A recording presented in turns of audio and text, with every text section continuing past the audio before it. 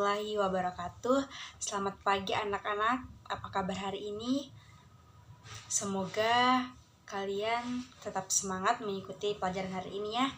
Jadi sebelum kita memulai pembelajaran, ada baiknya kita berdoa dulu sesuai dengan kepercayaan dan agama masing-masing. Berdoa dimulai.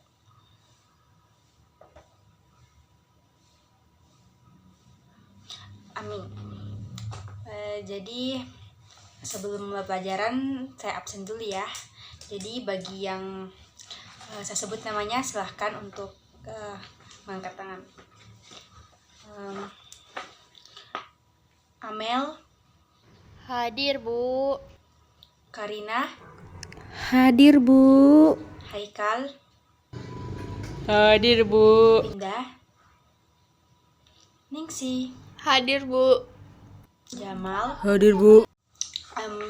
Sebelum kita memulai pembelajaran hari ini, Ibu mau tanya nih, coba kalian ingat pembelajaran apa yang kita pelajari minggu lalu? Siapa yang masih ingat minggu lalu kita belajar tentang apa? Saya, Bu. Baik, Karina silahkan. Cerita pendek, Bu. Ya, betul. Kita membahas tentang cerpen. Masih ingat apa saja ciri-ciri cerpen? Masih, Bu. Ya, silahkan. Cerpen itu singkat, hanya memiliki satu konflik, Bu. Bagus.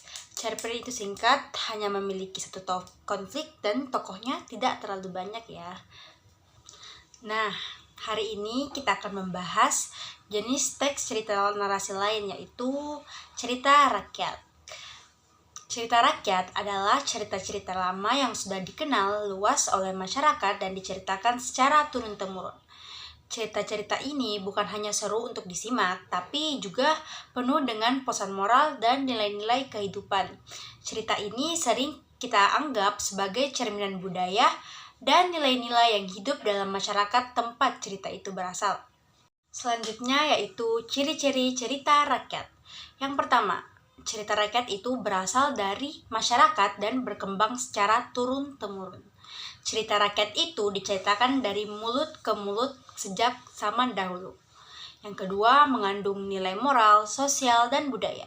Cerita rakyat itu mengajarkan pesan kebaikan seperti kejujuran, kerja keras, atau kasih sayang.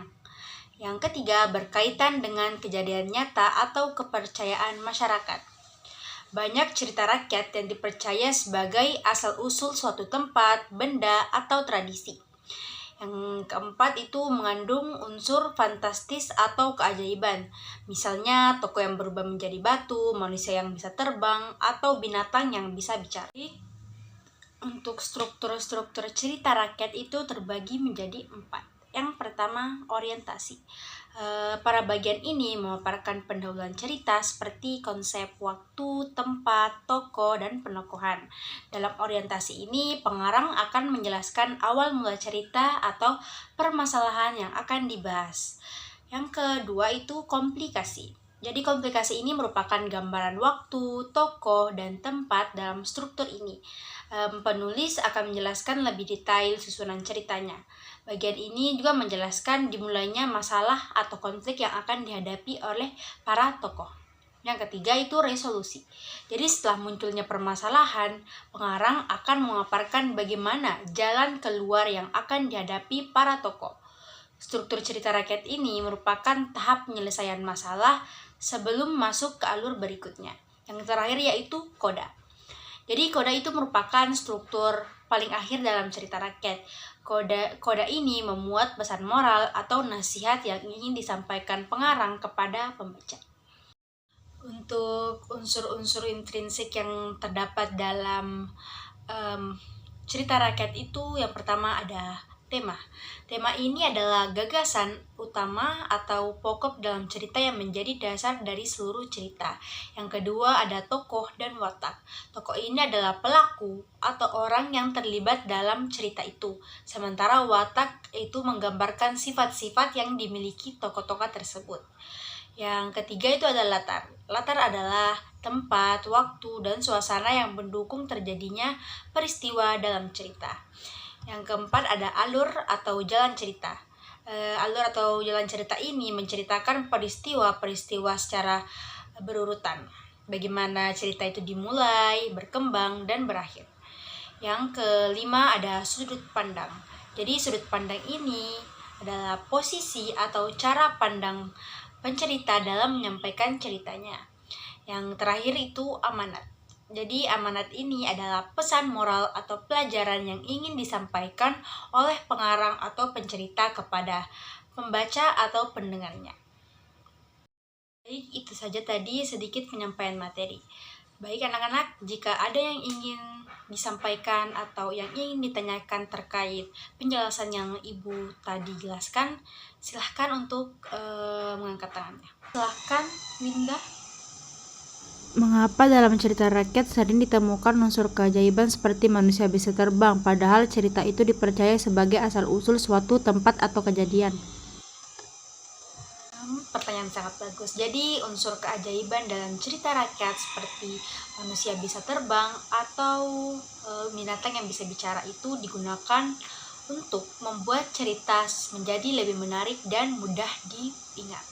Jadi meskipun cerita itu berkaitan dengan kejadian nyata atau usul-usul satu tempat, elemen ini sering ditambahkan karena cerita rakyat ini disampaikan secara lisan dari generasi ke generasi. Jadi sehingga sering mengalami perubahan atau tambahan cerita. Sudah bisa dimengerti? Oke, baik. Jadi hari ini kita tidak akan membaca teks saja. Jadi kita akan menonton sebuah video cerita rakyat yang berjudul Malin Kundang. Jadi siapa yang sudah pernah mendengar cerita tentang Malin Kundang? Ayo angkat tangan. Wah, sudah pernah semua ya. Jadi mungkin agak lebih gampang ya. Jadi kali ini kalian harus menyimak dengan baik dan mencatat hal-hal yang sekiranya penting. Karena setelah menonton video ini kita akan membahasnya. Ibu akan memberikan sebuah tugas. Jadi silakan simak video berikut ini. Malin Kundang. Pada zaman dahulu kala, hiduplah seorang janda miskin bernama Mande Rubayah dan anak lelaki satu-satunya, Malin Kundang.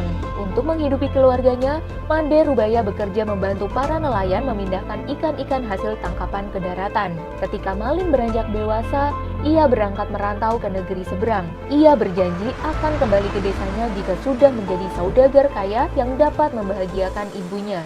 Di negeri seberang, Malin berhasil mengembangkan usaha dagangnya sehingga menjadi saudagar yang kaya. Ia pun mempersunting anak perempuan tetua setempat yang terpandang.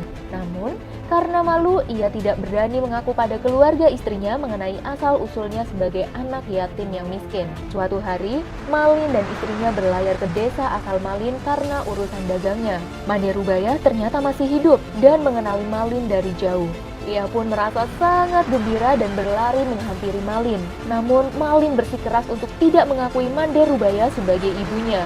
Mande Rubayah merasa sangat sedih mendengar kebohongan Malin. Ia pun berdoa pada Tuhan untuk menghukum anaknya. Selesai berdoa, langit pun tiba-tiba mendung dan hujan turun deras sekali. Tiba-tiba ada petir yang menyambar di depan kaki Malin. Seketika itu juga, kaki Malin mengeras jadi batu.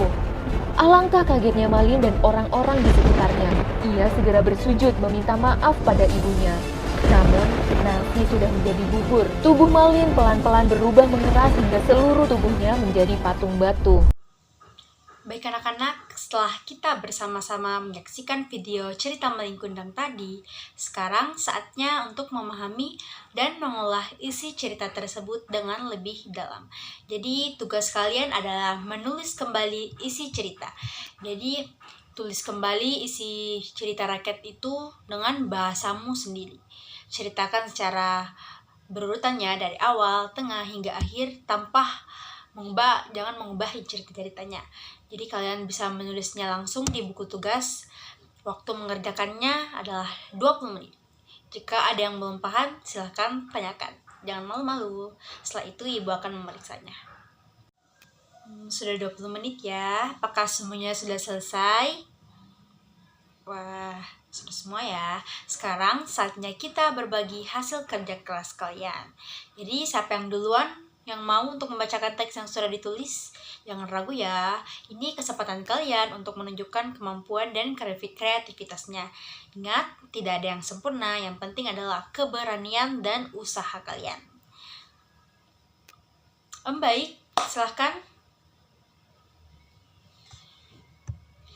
Wah, bagus.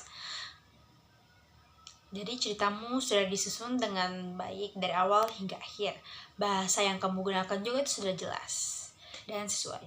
Oke, selanjutnya siapa yang membantu ibu menjawab apa pesan moral yang bisa kalian dapatkan dari cerita Malin Kundang ini? Saya, Bu. Ya, baik, silahkan Jamal. Kita harus menghormati dan menyayangi orang tua karena doa orang tua bisa membawa berkah atau bencana. Bagus, Jamal. Beri tepuk tangan. Jadi anak-anak, hari ini kita telah belajar tentang cerita rakyat. Mulai dengan mengetahui pengertian, ciri-ciri, struktur, dan tadi kita juga telah menonton videonya. Semoga dari pembelajaran ini kalian tidak hanya mengetahui isi cerita, tapi juga bisa mengambil nilai-nilai yang terkandung di dalamnya, seperti kejujuran dan hormat kepada orang tua. Jangan lupa, cerita rakyat ini adalah budaya kita. Jangan lupa untuk dilestarikan. Terima kasih atas perhatian dan semangat belajarnya hari ini. Sampai jumpa di pertemuan berikutnya. Tetap semangat. Bu Hairi. Wassalamualaikum warahmatullahi wabarakatuh.